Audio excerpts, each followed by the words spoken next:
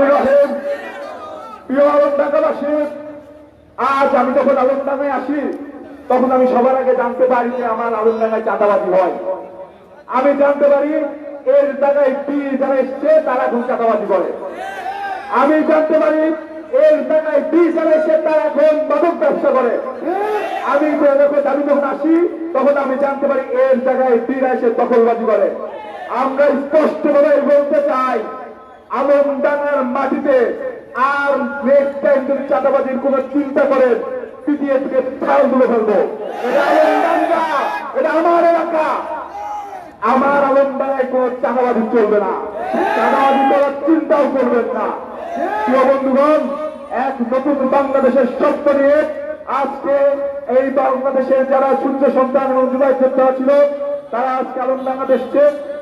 আমি প্রত্যাশিত করেছিলাম আপনারা আমাদেরকে বরণ করে নেবেন, আপনারা বরণ করে নিয়েছেন, ধন্যবাদ জানাই আপনাদেরকে।